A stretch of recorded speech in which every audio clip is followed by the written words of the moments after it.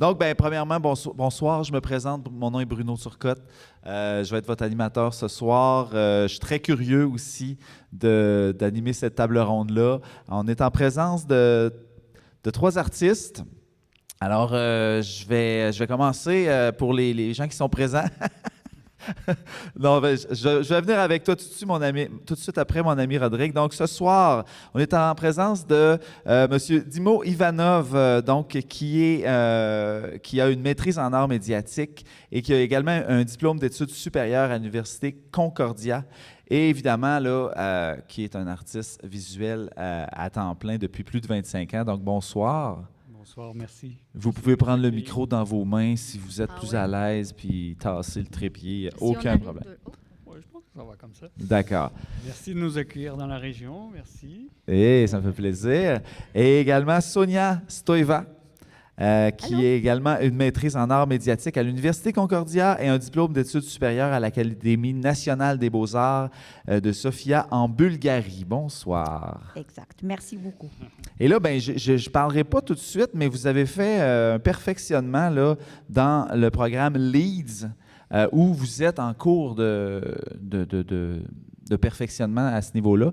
J'aimerais ça qu'on en parle un peu plus tout à l'heure, parce que je pense que c'est une démarche qui est en lien avec la soirée qu'on va échanger ce soir.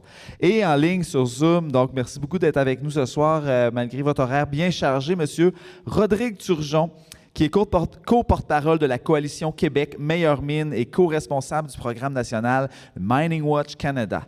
Il est également avocat, titulaire d'une maîtrise en droit et sciences de la vie et d'un diplôme en common law et droit transnational. Bonsoir, Rodrigue. Bonjour à tous, chères concitoyennes et chers concitoyens. C'est un privilège d'être à cette table avec Dimo et Sonia, animés par mon ami Bruno. Voilà. Bien, merci beaucoup. Merci, Rodrigue. Écoute, on va en profiter, là, tandis qu'on a ouvert la conversation. Ben, on va en profiter, tiens, pour parler de ton prochain livre. Là, tu sors un livre le 1er juin.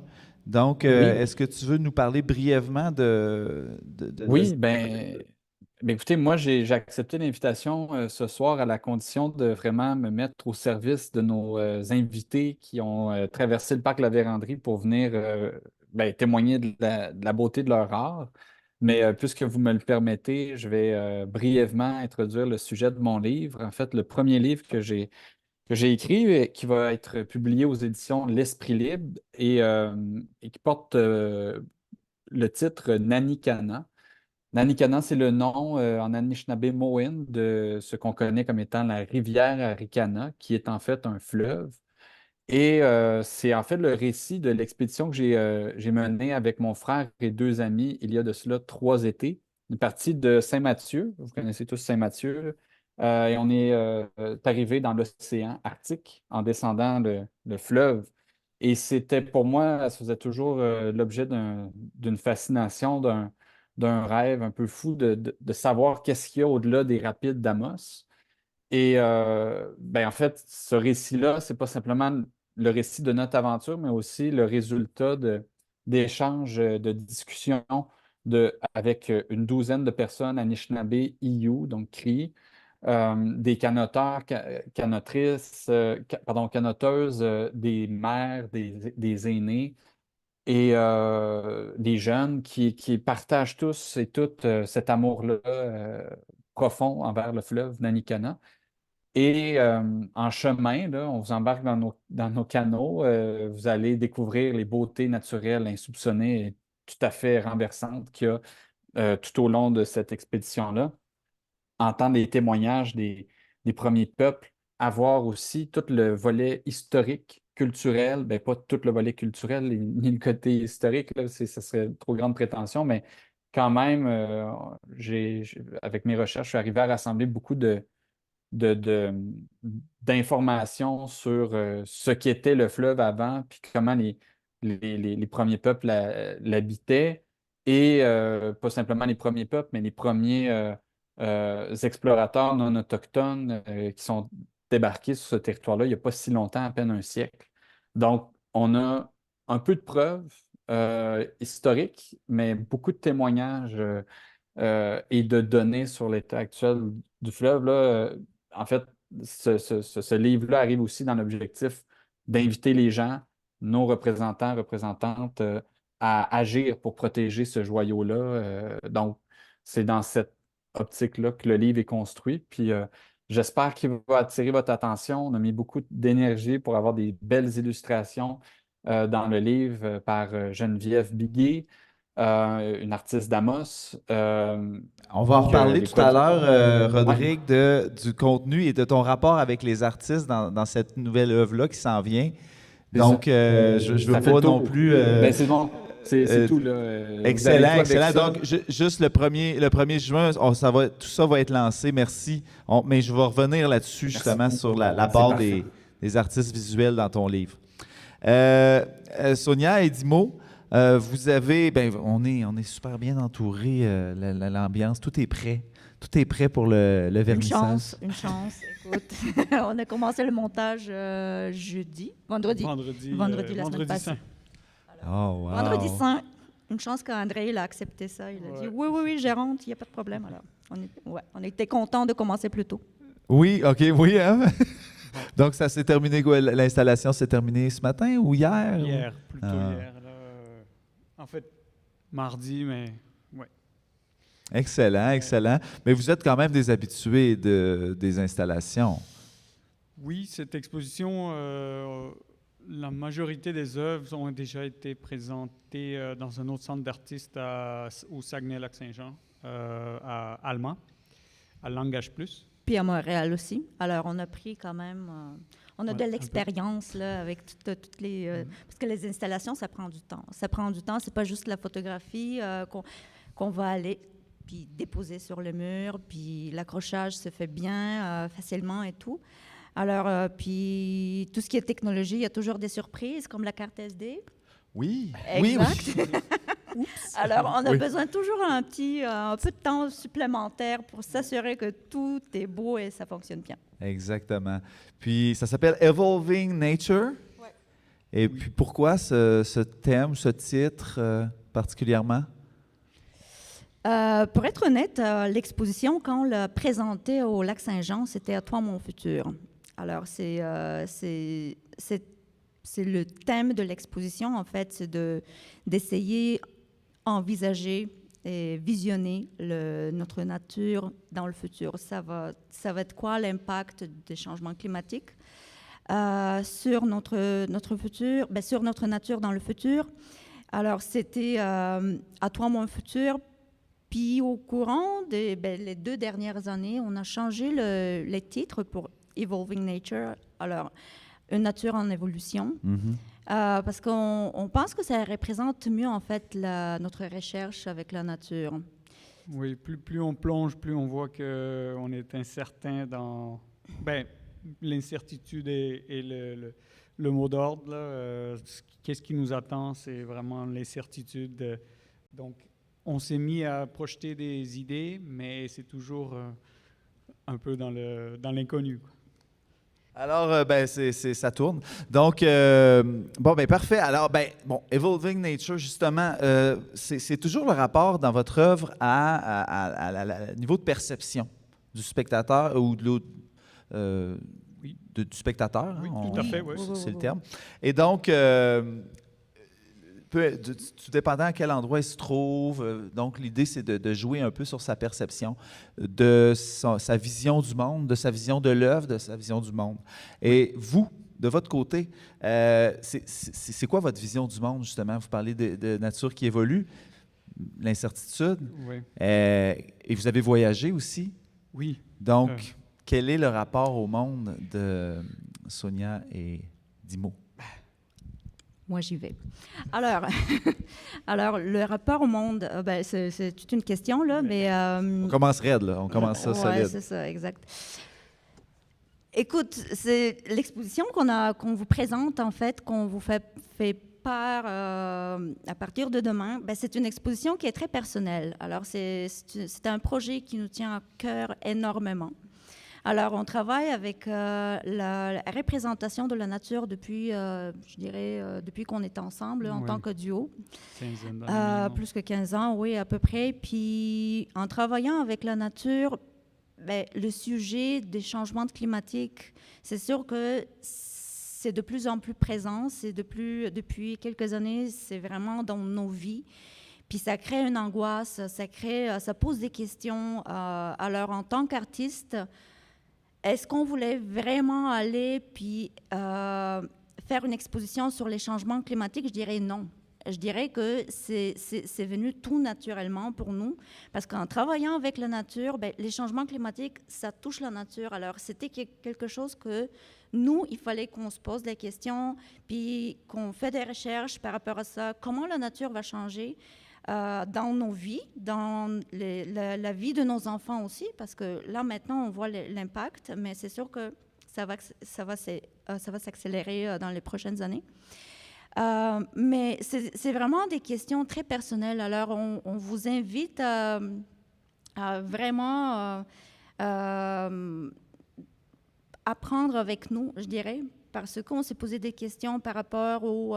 est-ce que c'est juste en noir et blanc, en fait, les changements climatiques? Est-ce que ça va être si drastique, si négatif? Est-ce qu'on peut essayer de trouver quelque chose de positif qui va nous nourrir pour qu'on puisse commencer, en tant que société, faire des actes, même si c'est des petits actes? Alors, puis en tant que parent aussi, on doit quand même partager que on a une petite de 18 mois, on s'est posé la question, est-ce qu'on a un deuxième enfant? Après la COVID, surtout, c'était vraiment, on s'est posé ces questions-là.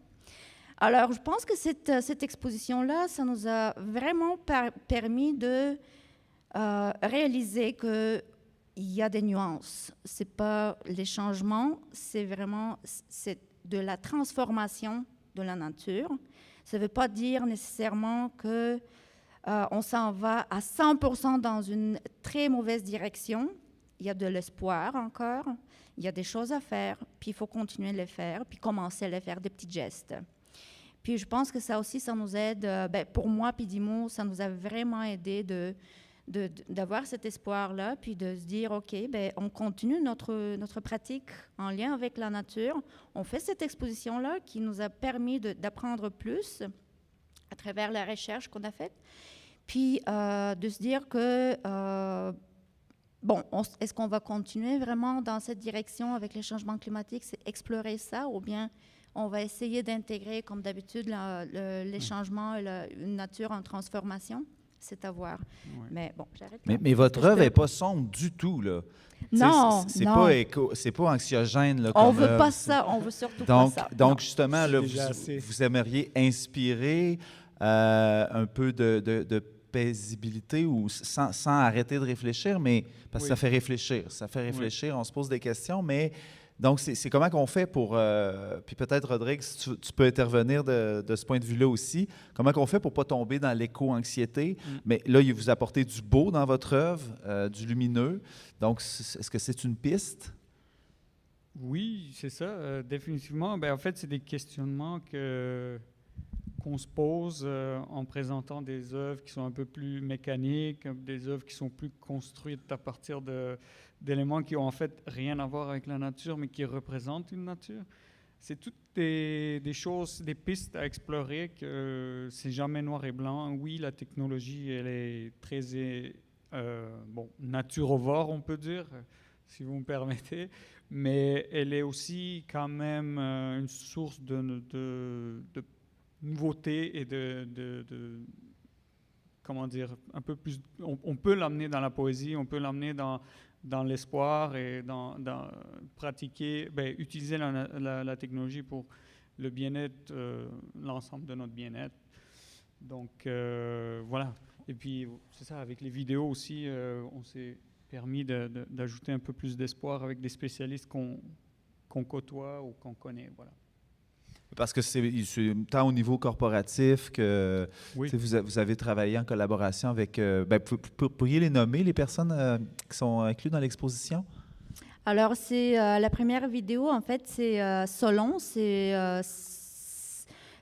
un organisme très communautaire à Montréal qui font plein de petites actions. Par exemple, on peut louer des chariots pour aller faire, à la place d'utiliser la voiture, on peut louer un petit chariot pour aller faire l'épicerie. On peut louer des voitures. Alors, c'est vraiment sur le partage. Comment, en tant que communauté, on peut partager nos biens pour qu'on arrive de diminuer la consommation. Puis ça marche super bien, ça marche très bien. Alors, on est très content de les avoir. Ils sont dans notre ruelle. Nos enfants, c'est des amis. Alors, ils ont plein de projets. La ruelle aussi, ben, je dirais que c'est la bouchée d'air. Les deux que vous allez voir, là, c'est ça. Des activistes vraiment au niveau communautaire. C'est ça, exactement. Ouais. Mais c'est le bouchée d'air de notre ruelle. Puis... oui, voilà, on va passer après ça à deuxième vidéo. Alors c'est Jacinthe Gaumont, qui est la spécialiste à Hydro-Québec, en fait, en changement climatique. Adaptation climatique, oui, c'est ça. L'expert là-bas à Hydro-Québec, et Bessan Boisgila, qui est météorologue à Service Canada. Oui, Environnement Canada. Environnement Canada. Ouais. Et après ça, nous avons Anne-Marie Asselin également, qui est biologiste. Et aussi, elle fait plein d'autres... comment on dit là? Elle est à la tête d'un OBNL, Organisation Bleue, qui est un OBNL pour la sauvegarde des berges du Saint-Laurent et dans le fond, nettoyage. C'est ça, elle organise des nettoyages. Alors... des nettoyages avec des bénévoles. On est allé à plusieurs reprises nettoyer les berges de Saint-Laurent. C'est pas beau à voir tout ce qu'on jette dans l'eau. C'est vraiment pas beau. Mais on sort des tonnes et des tonnes de déchets. Puis c'est beau à la fin parce qu'on se dit, OK, bon. Oui, c'est beau, mais là, on est dans les... Des fois, c'est les méfaits des citoyens. C'est pas juste les grosses corporations qui font ces gestes-là qui tombent dans l'oubli, là, mais quand tu travailles direct tous les jours, ça a un impact. Puis là, Rodrigue, je me tourne vers toi par rapport à justement le véhicule qu'est l'art, qu'est aussi l'exposition qu'on a aujourd'hui. Puis je pense que c'est quasiment ça a amené de l'activisme, ça, justement d'apporter des discours qui prouvent la réussite du maillage art et activisme. Donc, à quoi ça peut être utile justement à des organismes qui sont activistes, puis qui parfois peuvent sembler être... je cherche mes mots, là. Aidez-moi! Non, mais je comprends ce que tu veux. Qui peuvent parfois avoir l'air durs dans leurs propos parce qu'ils veulent réveiller les gens. Alors, qu'est-ce que ça nous aide du point de vue du citoyen d'avoir une œuvre d'art qui est accompagnée de ces activistes-là? Eh bien, quelle belle question. Puis, tout d'abord, moi, quand j'ai été approché par la bibliothèque, le centre d'exposition pour cette discussion-là ce soir, j'étais vraiment ébahi par la qualité de l'œuvre de nos amis ce soir. C'est une très grande qualité ce qui présente, là, pas simplement dans le cadre de cette exposition-ci, mais l'ensemble de leur démarche. On est très choyés en Abitibi de les recevoir. Puis pour répondre à la question, mais je pense que leur travail exprime absolument à merveille cet idéal-là qu'on souhaite tous atteindre en tant qu'activistes, que personnes qui voulons faire une différence pour atteindre les consciences des gens et pas simplement les atteindre, mais les amener à opérer ce changement-là qui ne se fait pas simplement à l'échelle individuelle, mais on le souhaite à l'échelle collective. L'art, c'est absolument le meilleur véhicule pour ça. Moi, les personnes qui m'ont transmis cette fougue-là et cette volonté d'agir, ce sont des artistes. Il y en a plusieurs qu'on connaît très bien. Le principal, en ce qui me concerne, étant Carl Tremblay et l'ensemble des Cowboys fringants. Depuis que je suis tout jeune, c'est ce qui a vraiment allumé là, ma fibre écologiste. Je suis persuadé qu'il y a plein de gens dans la salle qui se retrouvent là-dedans aussi. Mais le défi étant de voir l'art avec le bon dosage. Puis c'est pour ça que ce que je dis, c'est que les amis qui sont avec nous ce soir, apportent une contribution absolument essentielle à cet effet-là parce que leur art euh, atteint la cible des consciences, mais aussi de la volonté d'agir. Et de notre côté, là, comme militants, c'est un automatisme. On essaye toujours, puis on observe qu'effectivement, nos messages passent toujours mieux via l'art. Et bien, on pourra en parler tout à l'heure, mais je m'en remettrai à nos amis là, pour compléter là, leur pensée à ce sujet-là. Je trouve ça vraiment inspirant, en tout cas, en ce qui me concerne, de voir leur démarche, puis de ne pas juste se contenter d'être dans les cercles métropolitains. Ils sont allés à plusieurs endroits au Québec pour avoir ces discussions-là, forcer les discussions, opérer des changements, puis de les recevoir en Abitibi, c'est vraiment génial, là. Donc, merci encore. En tant qu'Amossois, que vous soyez parmi nous. Ben, je dis ça, puis c'est moi qui est à Montréal, là, mais écoutons. Merci à toi. Mais est-ce que vous voyez des évolutions? Parce que en faisant vos recherches, par exemple, en rencontrant des spécialistes là, dans les entreprises, pas seulement dans les organismes qui sont impliqués dans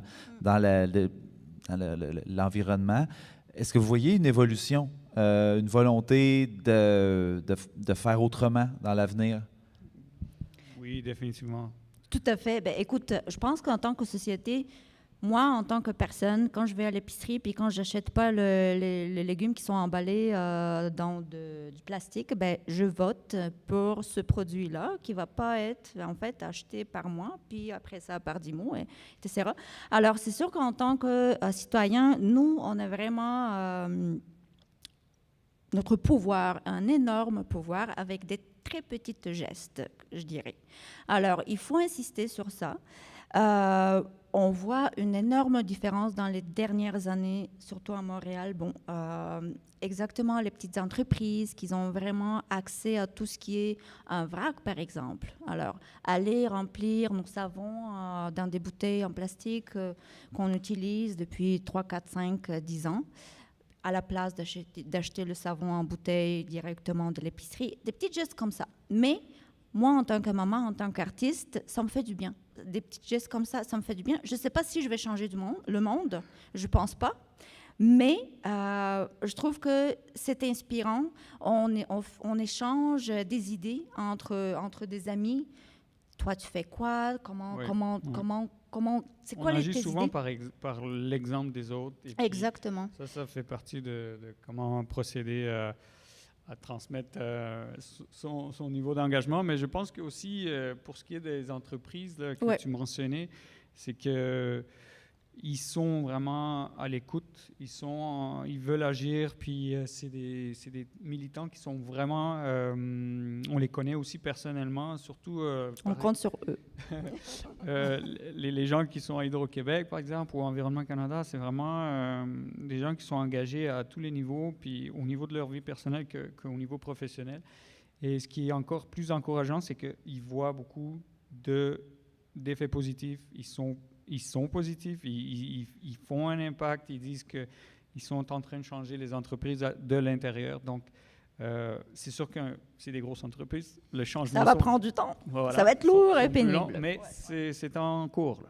Mais ce sont des citoyens aussi. Exactement. Et vous agissez sur le citoyen. Et c'est un peu ça que tu fais, Rodrigue, aussi, de ton côté, avec ton livre que tu veux lancer pour les citoyens. Donc, est-ce que c'est un changement de cap de dire, au lieu entre guillemets, là, de s'acharner sur les entreprises, Oui. Contaminons, entre guillemets, sans faire de mauvais jeu de mots, contaminons les individus avec des expositions, avec des ouvrages, des livres qui n'existent pas encore, pour réveiller les consciences? Est-ce que c'est pour cette raison-là? Si je peux me permettre, en fait, les entreprises, elles opèrent dans le cadre rédissable qu'on leur offre. Tu sais, c'est à nous, en tant que société, de définir les paramètres, de définir c'est quoi qui est acceptable et qu'est-ce qui ne l'est pas quand on considère effectivement que certaines de ces entreprises ont des permis de polluer, là, carrément. Donc, jusqu'où on leur permet de polluer? C'est ça la question. Et donc, nous, quand je parle de nous, c'est les organismes que je représente, dans lesquels je m'implique. On n'a pas de temps à perdre à parler à une compagnie après l'autre, parce qu'il y en a des milliers des compagnies minières à travers le monde. On n'a pas la capacité la poignée d'employés et de bénévoles à aller cogner à la porte de chacune de ces entreprises-là. C'est pourquoi on s'adresse aux États, au gouvernement, pour leur demander de resserrer l'encadrement dans une optique, oui, de migrer vers une société plus équitable. Et par équitable, on entend nécessairement de pouvoir mener des activités économiques, mais de manière à ce que notre avenir ne soit pas menacé. Et ces menaces-là, elles sont causées pas par d'autres espèces animales, elles sont causées par les humains. Donc, on a une responsabilité dans l'attitude qu'on offre à ces entreprises-là. Et chez nous, en Abitibi, c'est évident que bon, les principales entreprises qui ont les principaux impacts sur l'environnement, on peut les nommer, là. Il y en a quelques-unes qui dominent le portrait des impacts sur l'environnement. Et on les connaît, là. Bon, l'industrie minière, l'industrie forestière, et il y en a d'autres, là, évidemment. Donc, mais au final, je me répète, c'est de dire, c'est en tant que société, en discutant ensemble, puis en discutant pas juste des normes qu'on veut fixer, mais quelle est la société dans laquelle on veut vivre. C'est à partir de cet idéal-là, de ces objectifs, qu'on va arriver à mettre le bon cadre à bonne place. Et pour ça, pour initier la discussion sur c'est quoi la société qu'on veut, quoi de mieux que l'art? En vrai, je ne sais pas. Parce que dans une famille, il peut y avoir des visions contradictoires, à la limite conflictuelles, mais en ayant cette espèce de zone d'inclusion qu'est l'art, on peut arriver à faire des changements, je crois. Je crois. Puis, ben, tu sais, Bruno Turcotte, qui est notre animateur, en est un bon exemple. Là. Tu sais, quand on allait à son école de théâtre, quand on était jeune, on n'avait pas à remplir un formulaire avec nos allégeances politiques, environnementales. Là. Quand tu fais du théâtre, quand tu t'exprimes à travers l'art, peu importe la forme, ben, tu y vas avec cette volonté-là de communication, de rassemblement. Donc, voilà. C'est bien. Avez-vous quelque chose à rajouter là-dessus? Ben, moi, je trouve que oui, vraiment, il faut que la société soit prête. Il faut qu'on soit unis pour qu'on puisse vraiment aller chercher puis atteindre ce qu'on veut.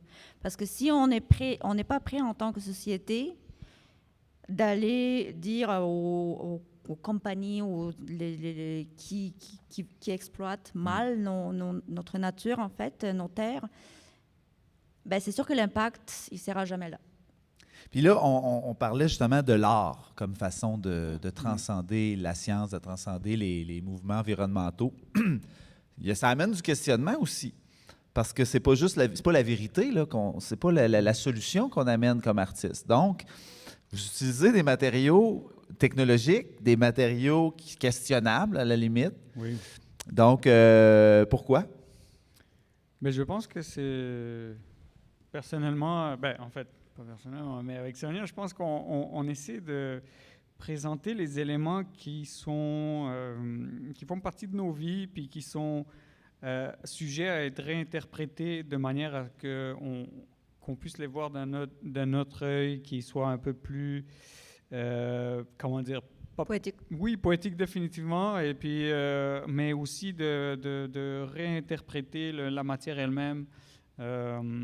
Les bouts de plastique qu'on a mis là, c'était vraiment pour détourner puis faire avoir un moment sublime où est-ce que l'art apparaît à travers des simples moyens et que l'émotion embarque et nous transcende un peu plus dans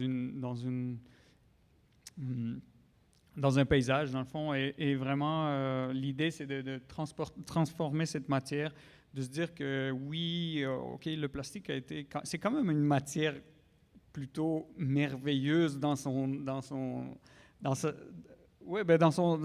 sa création.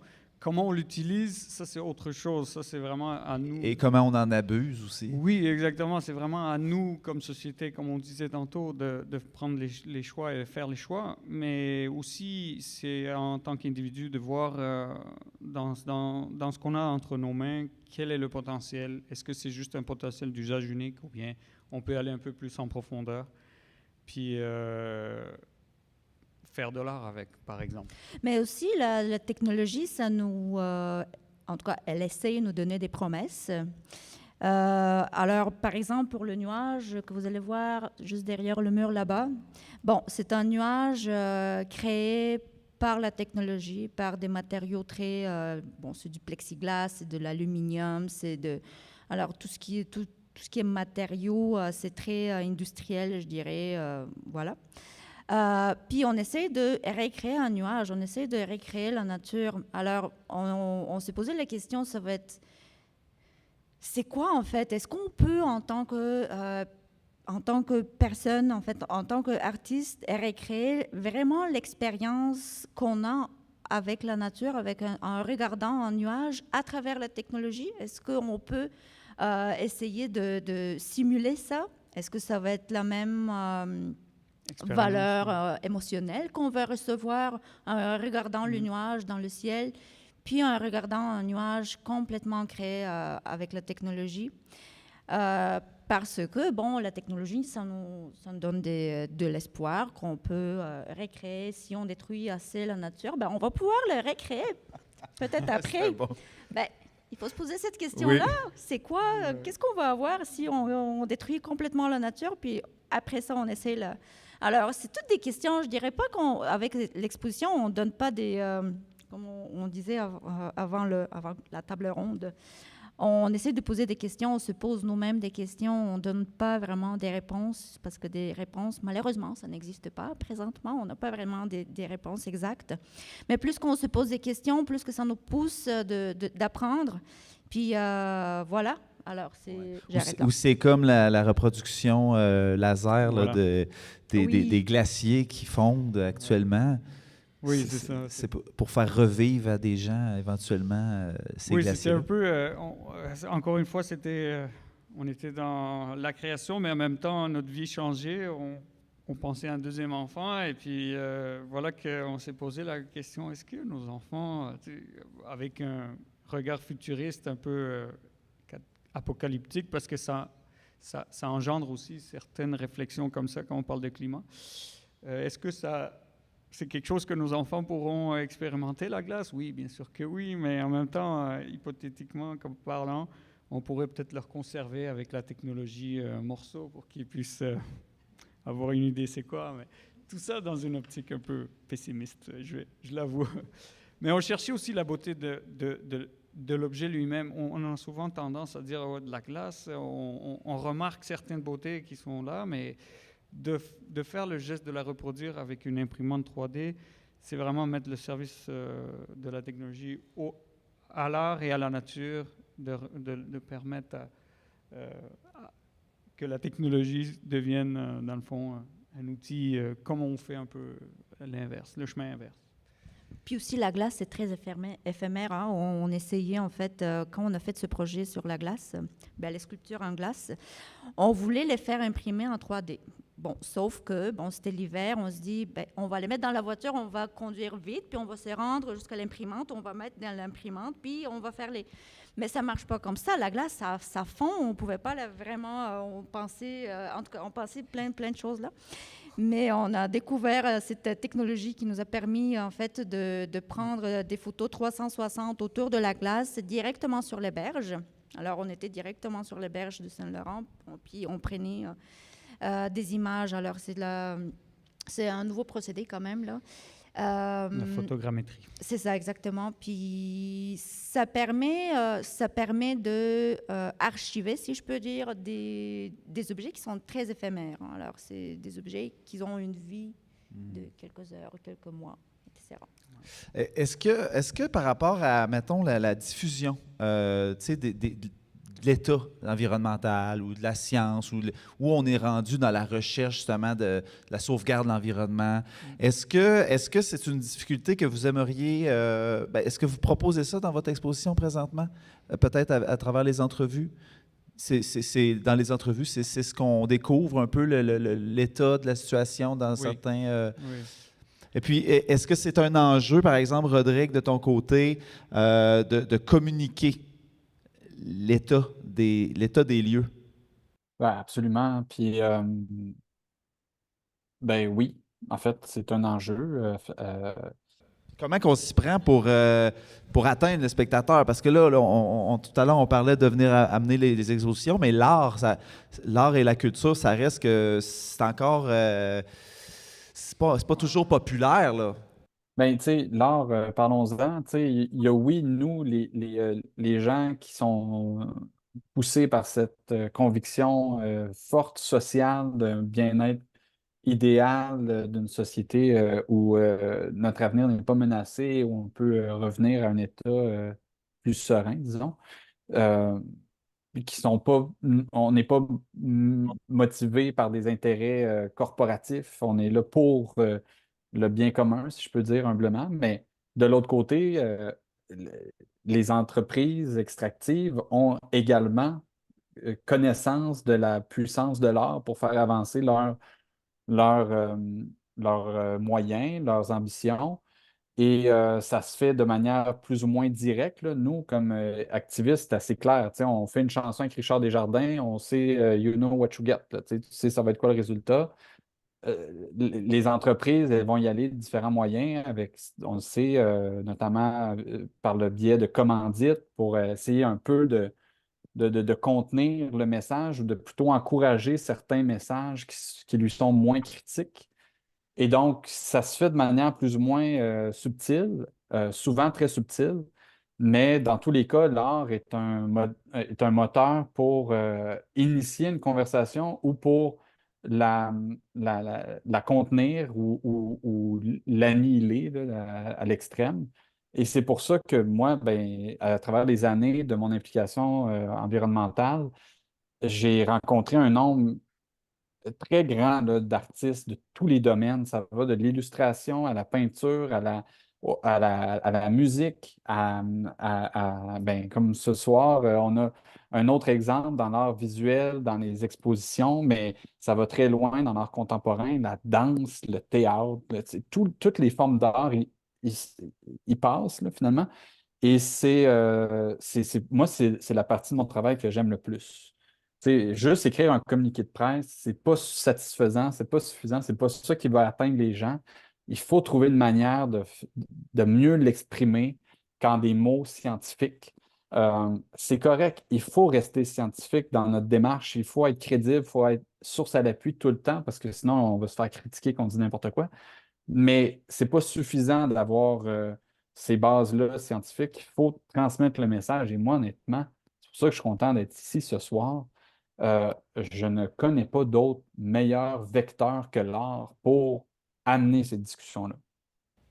Et bien, justement, vous êtes aussi chercheur à travers le projet LEADS. Pouvez-vous nous en parler un peu? Parce que c'est quand même, ben, pour le commun des mortels, c'est assez nébuleux tout ça. Puis moi, je suis très heureux de savoir que ça existe. Donc, parlez-nous de votre démarche de ce côté-là, parce que justement, je pense que c'est un maillage très concret entre la science et l'art. Oui, bien en fait, c'était un perfectionnement qu'on a eu l'occasion de faire en tant que les premiers artistes acceptés dans ce programme. C'était LEADS, dans le fond, c'est Leadership in... Non, ben, moi, je le connais plus ouais, c'est Leadership in Digital Sustainability. Dans le fond, c'est parce qu'on l'a fait à Concordia, donc on l'a plus en anglais. Ouais. Mais dans le fond, c'est vraiment un organisme qui est ben, encore une fois, ça fait partie de l'université, mais qui est quand même axé sur les changements climatiques et axé sur les outils technologiques qui pourraient nous aider à affronter ce qui nous attend, dans le fond, cette tâche d'envergure que de comprendre comment travailler avec les changements climatiques. Puis aussi, il faut dire qu'en faisant partie de ce projet, la LEAD, qui en fait, c'était la première édition, si je peux dire. Ouais, ça nous a permis d'avoir un contact direct avec les scientifiques, avec des ingénieurs. Alors vraiment de faire un partage de connaissances avec plusieurs spécialités, pas spécialités, mais de Concordia, je veux dire des Les facultés. départements, De ouais. département, oui, exactement, qui se fait très rarement. Alors, les artistes, ils restent souvent dans leur créneau artistique, les scientifiques dans leur créneau scientifique, puis le pont se fait pas. C'est très rare qu'on a ce pont qui se fait. Puis, même, il y avait une petite résistance là, qu'on a appliquée. Ils avaient un peu d'appréhension là, par rapport à... Oui, ils ne savaient Ouais. pas, en fait, comment ils vont pouvoir jumeler, en fait, Nous nos inclure, connaissances en ouais. tant qu'artistes, puis les scientifiques, puis les ingénieurs, etc. Ça a super bien été, une chance, le projet à la fin. Puis tout le monde a réalisé que, bon, oui, la science, comme Rodrigue dit, ben, les scientifiques, il faut qu'ils continuent à faire leur travail, leur recherche. On compte beaucoup là-dessus. Mais ils n'arrivent pas de passer le message à la société. Ouais, Ils n'arrivent pas de... Puis ils ont réalisé ça. Puis je trouve ça vraiment génial parce que le projet continue. Puis je pense qu'on a fait quand même la porte d'entrée pour plusieurs d'autres artistes qui vont commencer à s'intégrer puis pouvoir en fait donner accès à des partages d'informations, etc. Parce que c'est pas toujours évident d'aller chercher ces données scientifiques. On n'a pas nécessairement accès facilement à tout ça. Oui, c'est assez formaté au niveau scientifique, au niveau statistique et tout. Donc, il faut vraiment avoir quand même un regard, quelqu'un qui nous introduit aux données et qui nous aide à un peu y voir clair. C'était aussi le but de ce programme. C'était de comment utiliser les technologies numériques et globales comme Google et autres afin de vraiment modéliser, voir et comprendre ce qui arrive et qu'est-ce qui pourrait nous arriver dans le futur. Puis aussi, il faut aussi rajouter que les scientifiques eux-mêmes, pendant le programme, ils ont réalisé que, bon, juste de donner accès au public à toutes ces données, tout le futur qui nous attend, en fait, qui est vraiment pas... ben, c'est apocalyptique, là, quand même, on peut dire. C'est du nouveau. C'est du nouveau. Bon, d'accord. j'essaie de c'est rester ça. positif. On reste positif. On reste tous. Mais ça crée l'anxiété dans la société. Ça crée, par exemple, le président, il a essayé de créer une œuvre d'art publique. Alors, c'était vraiment une projection vidéo sur la façade d'un building avec les données sur le réchauffement climatique. Alors, en minutes, comment la planète se réchauffe. Alors, c'était vraiment en voyant le réchauffement en chiffres. Ouais. Puis, il a dit que c'était vraiment un désastre. Ouais. Après un certain moment, on s'est rendu compte que ça servait absolument à rien. Ça créait juste l'angoisse. Personne ne voulait voir ça. Tu comptes les minutes, puis tu vois comment ça avance pas dans la bonne direction, ça va mal. Alors, ils ont réalisé aussi que, bon, il faut savoir aussi comment essayer de rejoindre le public. Puis, rejoindre le public juste en lui disant... fais ci, fais ça. fais ci, Mais fais ça. c'est parce qu'en plus, psychologiquement, l'anxiété, ça fait figer. Exact. Ça nous fait refuser d'avancer. C'est tellement gros, hein, le réchauffement climatique. Ben, fait que si ça se partage à toute la communauté, ben, tu as une communauté qui se met la tête dans le sable puis qui continue. Voilà. Tout à fait. Alors, il faut essayer, contourner, puis trouver les bonnes portes d'entrée, comme, voilà, notre ami. Alors, c'est ça, c'est pour ça qu'on trouve que l'art, ben, c'est ça. On essaye de représenter la nature, notre amour envers la nature, la beauté de la nature. Réaliser en nouveau comment on aime la nature. Parce que des fois, on l'oublie, hein. Malheureusement, en vivant dans les villes et tout ça, le contact avec la nature, ça devient de plus en plus difficile aussi. On oublie comment on l'aime, puis comment on veut, comment on a la volonté de la protéger. Puis je trouve que c'est surtout ça qu'il faut rappeler à tout le monde, même si ça sonne un peu, en tout cas. Rodrigue, avais-tu quelque chose à rajouter? Non, honnêtement, non. Je le crois, tu sais. Puis, tu sais, des gens comme nous qui sommes indépendants, tu sais, de toute influence du gouvernement, de l'industrie, puis tu sais, on passe nos journées à creuser, documenter, analyser l'ampleur des impacts causés par l'industrie minière, pour ne pas la nommer.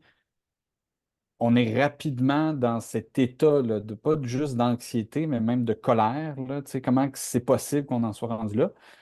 Mais on a un devoir, une fois qu'on a ces informations-là, de ne pas faire n'importe quoi avec, tu sais, de l'amener de manière constructive, pousser vers des changements. C'est pour ça que moi, j'ai choisi de m'impliquer avec des coalitions, des organismes qui avancent les solutions autant qu'ils documentent l'ampleur des enjeux. Ben, après, c'est à la société de faire ses choix, là. Tu sais, si on connaît les solutions puis on ne les applique pas, ben là, c'est sûr que on a aussi ce mécanisme-là c'est cette situation-là qu'on décrivait, là, de se mettre la tête dans le sable. Puis ça peut devenir décourageant pour plusieurs personnes de voir qu'on sait quoi faire pour nous aider, puis pourquoi ne les appliquons-nous pas, ces solutions. Cependant, c'est là que je reviens encore une fois avec l'art, mais je suis content, Sonia, que tu l'aies souligné, l'importance de passer du temps en nature. Je ne vais pas répéter ce que tu as dit, mais je le crois profondément. Et les Abitibiens et Abitibiennes ont cette chance. Passons du temps dans le bois, allons en canot, dormons à même le sol. Puis c'est pas. Je comprends, tu sais, il y a la crainte de dire on va avoir l'air d'être des amoureux de la nature, mais assumons-nous, on est des amoureux de la nature, on est des animaux, on est bien dans le bois, là. Les vertus thérapeutiques sont immédiates et on doit en prendre soin. Plus on passe de temps dans le bois, plus on en prend soin. Amenez vos enfants dans la nature, ça va en faire des défendeurs de la nature, c'est certain. Tu sais. Fait que c'est un bon, ça, c'en est une solution. Tu sais. Tout le monde à soir, on s'en va dans le bois. Tu sais. Quelle belle solution. Ouais.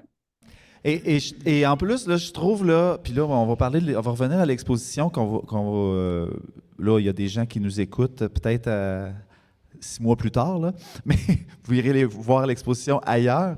Mais vous allez, ben, premièrement, je trouve qu'il y a un chouette équilibre entre l'émotion, parfois qui peut être prenante, angoissante, puis un autre côté qui peut être très paisible, très lumineux. Et là, vous allez toucher énormément de gens avec cette exposition-là parce que ben oui, ben en partant, toutes les écoles là, ils vont venir vous voir pratiquement. Là. Ben, en tout cas, moi, je souhaite, il y a quelqu'un qui travaille pour ça ici, mais qu'est-ce que ça fait?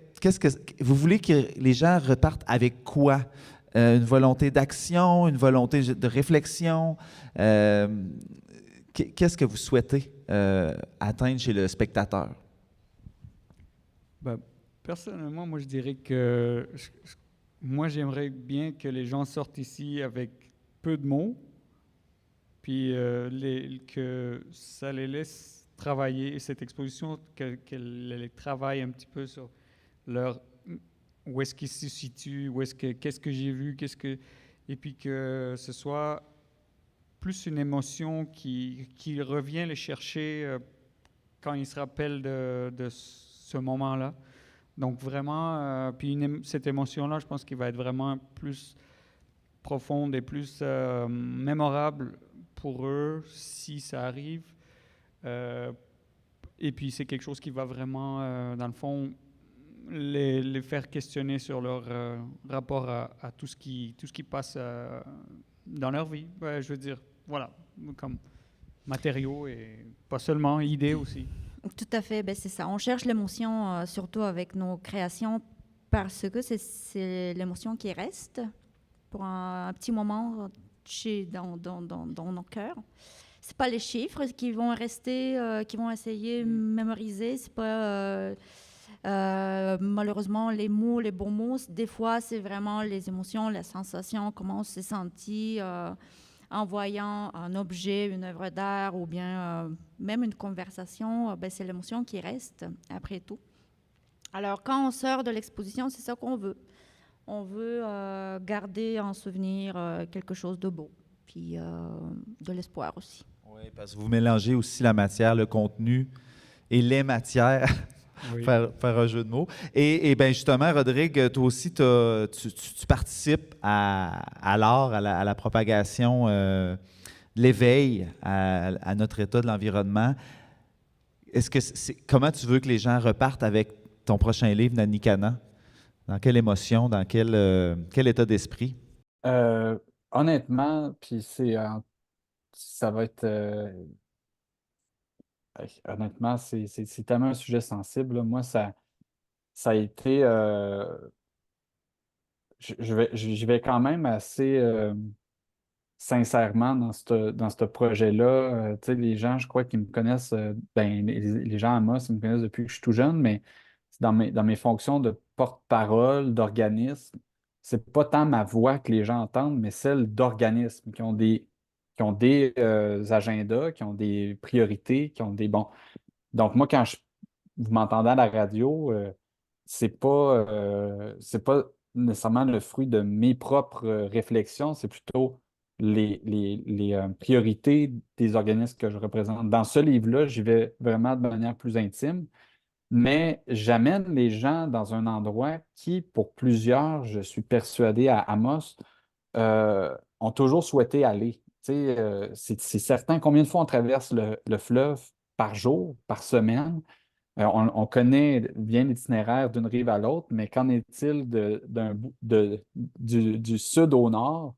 Ça, je vous le dis, c'est un voyage absolument merveilleux. Et je crois que les gens ils vont rester vraiment dans un état d'admiration envers la nature, pas envers mon travail, là. C'est pas ça le but, là. C'est pas du tout. C'est envers la nature. Puis je pense que c'est un peu le même travail que réalisent Dimon et Sonia à travers leur art. C'est on ramène les gens à la nature. Et c'est moi, je crois que si en fait, il y a ne serait-ce que quelques personnes qui sont euh, intéressé, non pas à faire un mois de canot là, jusqu'à l'océan, là, mais de juste se dire, ben, je vais y aller au contact de l'eau, parce en allant sur l'eau à la rame plutôt qu'en moteur, on voit les animaux, on se déplace au rythme de la nature, on peut sentir le contact avec ce grand tout qui nous maintient en vie.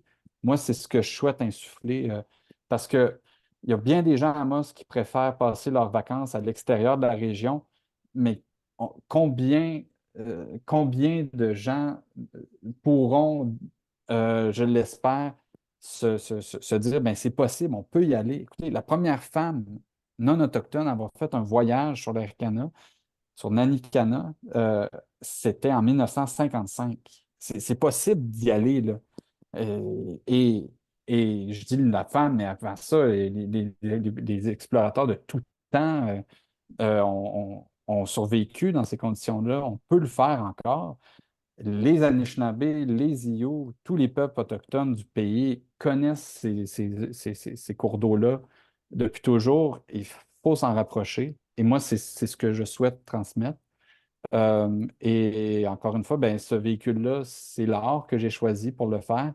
J'aurais pu écrire un article dans une revue scientifique, dans une revue juridique, mais non, c'est pas ces gens-là que je veux atteindre, c'est les gens de ma région, de ma ville, de partout, les jeunes. Et mon rêve, honnêtement, mon rêve, là, c'est que les jeunes Anishinaabe, les jeunes Iou, aient un matériau de départ écrit pour pouvoir les rapprocher de leurs grands-parents qui sont connaisseurs, connaisseuses et qui ont tant à leur transmettre. Et ça, c'est en parlant avec les aînés, c'est ce qu'on se dit, c'est que les jeunes autochtones et les jeunes, même non autochtones, d'aller en contact ensemble sur l'eau, autochtones, non autochtones, ça va nous aider à nous rapprocher comme peuple. Puis c'est ça, finalement, l'objet, le projet. Mais Ouais, c'est un très beau mélange, justement, d'art et de nature.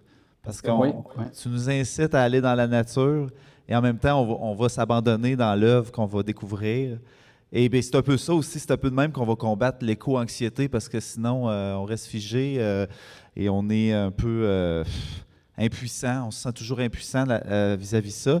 Parle-nous des artistes avec qui tu as collaboré, s'il te plaît, Rodrigue. Ouais, j'avais tout plein j'avais tout plein d'ambitions au début. J'ai dû être tempéré par la maison d'édition. Mais on était partis, on était quatre dans cette expédition-là il y a 3 ans, mon frère Gabriel et deux autres amis, Gilles Gagnon, Sébastien. Puis comme cadeau, je leur ai offert de dire, ben, choisissez une photo du voyage. Puis après, moi, je suis allé voir une artiste, une jeune artiste Anishinaabe de Kichisakik.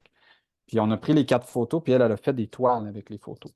Malheureusement, on n'a pas pu intégrer les toiles dans le livre, simplement parce que c'est une question d'agencement visuel avec le reste des œuvres. Donc, Les toiles vont être exposées durant le lancement, sont superbes. Je vous invite à venir voir ça. C'est plus, moi, ça me rejoint plus une peinture qu'une toile. Fait que là, on a fait des peintures à partir des toiles par une artiste de la région, une artiste autochtone de la Relève. Et dans le livre vont se trouver 4 illustrations réalisées par Geneviève Biguet, qui est une artiste que vous connaissez sûrement si vous avez suivi les travaux ben, des productions du Raccourci, qui ont fait plusieurs ouvrages avec elle, mais c'est une illustratrice de grande renommée qui a mon âge, qui est amossoise. Et donc, elle a réalisé 4 images dans le livre pour débuter chacun des chapitres euh, impairs. Et les chapitres pairs vont commencer avec une carte des 2 chapitres à venir. Fait une alternance dans les chapitres entre carte, illustration, carte, illustration, carte, illustration, carte, illustration. Puis ça, ben, ça soutient toute la trame. On espère. Pourquoi des images? Ben, pour attirer les jeunes, pour attirer les gens. Puis, mais après, c'est ça. C'est un début. Moi, j'espère que de ces réalisations-là artistiques de départ, on en fera d'autres avec tous les artistes qui voudront. On réfléchit déjà à un festival de Nani Cana. Je ne veux pas en dire trop, là, mais il y a plein de choses à faire pour célébrer la beauté de la nature à travers l'art. Puis chez nous, c'est cette merveille qu'on a dans notre cours. On doit en prendre soin et l'art peut nous aider. Très heureux de voir que tu as fait une incursion dans l'art par ton écriture, par ta plume, Rodrigue. C'est une table ronde, hein? Donc, peut-être qu'il y a eu des réflexions ou des questions qui vous est venues, membres du public, durant l'échange qu'on a fait. Donc, Annie va se promener dans la salle avec un micro. Parce qu'on est en enregistrement, donc c'est pas parce qu'on est loin, là. Et si vous avez des questions sur la démarche artistique, par exemple, de Sonia Edimo ou Rodrigue, on vous écoute, on aimerait bien vous entendre également. Ça fonctionne.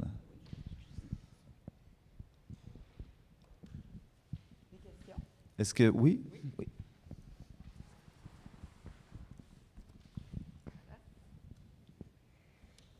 Bonsoir. Pour moi, la nature, c'est un musée, c'est le musée d'art vivant. Et nous, les êtres humains, nous sommes des musées d'art vivant. Alors, je pense que c'est dans nos paysages intérieurs, tout d'abord, de façon très, très organique, que nous allons pouvoir faire le pont avec ce qu'il y a à l'extérieur. Alors moi, mon intention, ce que je fais dans la vie, c'est d'inviter les gens à entrer dans leur musée d'art intérieur. Voilà, c'est ce que j'ai à dire. Une très belle invitation. Puis de se permettre de rentrer, des fois, on cherche la piste. Comment démarrer notre œuvre, comment démarrer notre musée. Allez vous inspirer dans des œuvres d'art. Il y en a partout de l'art. Oui. Merci. Moi, c'est la réflexion que je me suis faite quand je vous ai écouté. Là, j'aime beaucoup votre titre, Évolution climatique. Parce qu'en partant de là, on change un mot entre changement et évolution. Déjà, on n'est plus dans l'anxiété. Oui. Et ça, je trouvais ça très, très intéressant. Et puis, parce que là, tout est possible. Hein. On est en évolution en permanence, nous autres, dans une nature en évolution. Donc, à partir de là, c'est ça que vous avez sûrement montré. Je n'ai pas vu encore, j'ai hâte. Puis, le côté aussi d'esthétiser, on va dire, la laideur.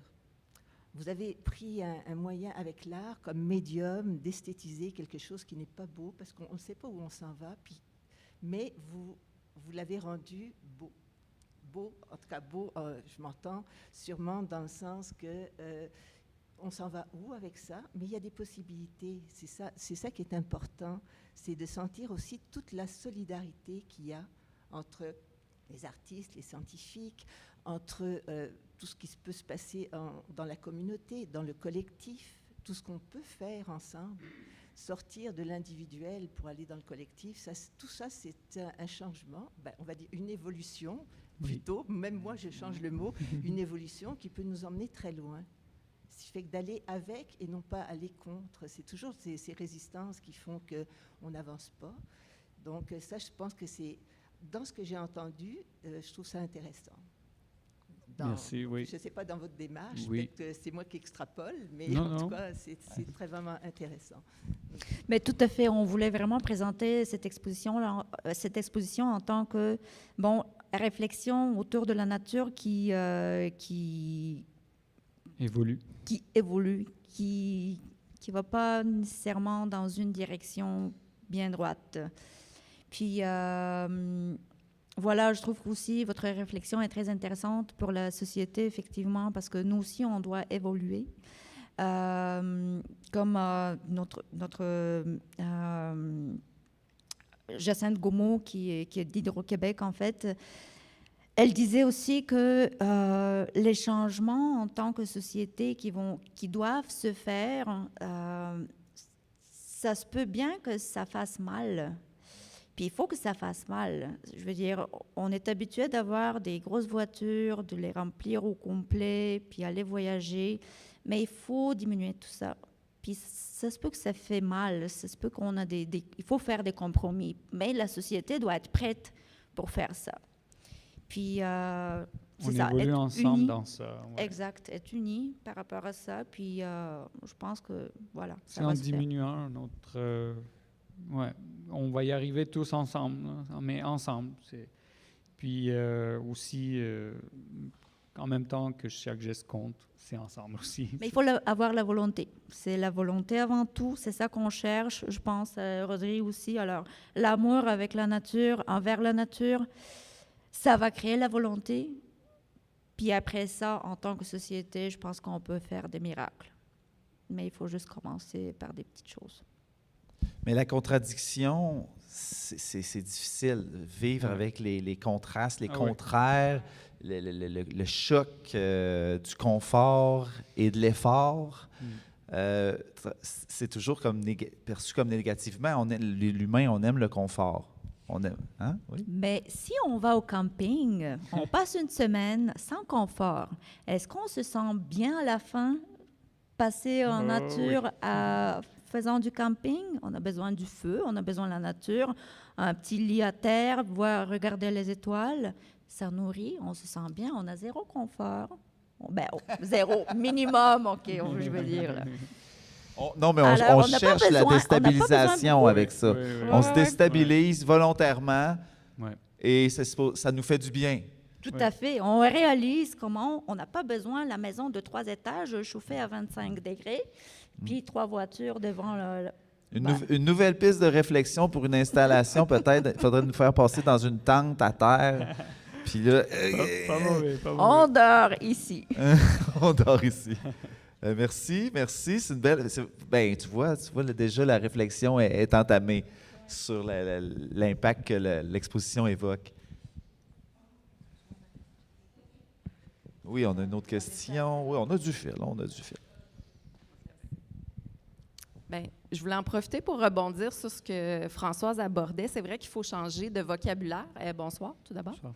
Moi, je me présente, je suis guide ici. On s'est parlé un petit peu au début. Je pense que pour avoir une envie d'action, il faut d'abord y adhérer au changement climatique. Malheureusement, moi, je constate ici que plusieurs visiteurs sont encore dans le déni. Comment vous aimeriez que je présente votre travail pour les gens pour qui les changements climatiques n'existent pas? Oh mon Dieu, ça c'est tellement toute une je question. Là. Ouais. Est-ce qu'on va convaincre quelqu'un avec notre exposition que les changements existent? Je vais dire quelque chose de très personnel, parce que là, on n'est vraiment pas nombreux. Là. Ma propre sœur, elle ne croyait pas dans les changements climatiques il y a 3 ans, 4 ans. Là, elle commence de réfléchir et elle vit aux États-Unis. Est-ce que moi, en tant qu'artiste, en tant que sa sœur qui travaille, qui se consacre à ça, j'ai réussi à la convaincre? Non. Il faut que ça vienne d'ici. Il faut qu'on soit peux pas le Qu'on y prendre. arrive tout seul. Donc, qu'on y arrive la tout seul. curiosité, en fait, Ouais. susciter la curiosité, puis peut-être ça va venir dans un certain moment. Ça ne va pas venir tout de suite parce que les gens, ils n'aiment pas quand on leur dit quelque chose, surtout quand c'est si négatif.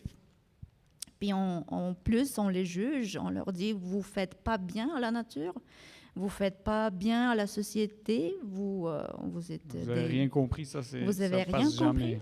Ça passe jamais. pas. Alors, si on présente tout simplement la nature, la beauté, quelques opinions ici et là, ben là, ça peut nous amener à la réflexion, je trouve. Puis, mais il faut se faire tranquillement. Oui, puis je pense que avec les œuvres photos, c'est surtout eux qui sont un petit peu plus statiques et en même temps un peu plus évocateurs. Parce que en fait, ce qu'on a joué, ce qu'on a travaillé sur ces photos-là, c'est vraiment l'horizon et la montée des eaux. C'est quelque chose qui est réel parce qu'on est proche de l'eau. Montréal, c'est une ville qui est pas loin c'est sûr qu'on est plus loin dans le fleuve, mais c'est quelque chose qui va nous affecter quand même. Ça va affecter notre paysage, le paysage qu'on perçoit au quotidien. Et c'est avec ces œuvres-là qu'on a voulu peut-être jouer avec l'imaginaire et montrer un petit peu un semblant de futur. Et je pense que c'est en laissant un doute, c'est en laissant une image, ces choses-là, puis avec le temps, les gens, je crois fondamentalement qu'ils vont passer à une action plus qu'un déni. Voilà. Donc, essaie pas de les convaincre. Ben, c'est vrai, les gens n'aiment pas se faire provoquer. Ça les braque, en Voilà. fait, sur leur certitude. Ouais. Ça fait que je suis 100% d'accord avec vous.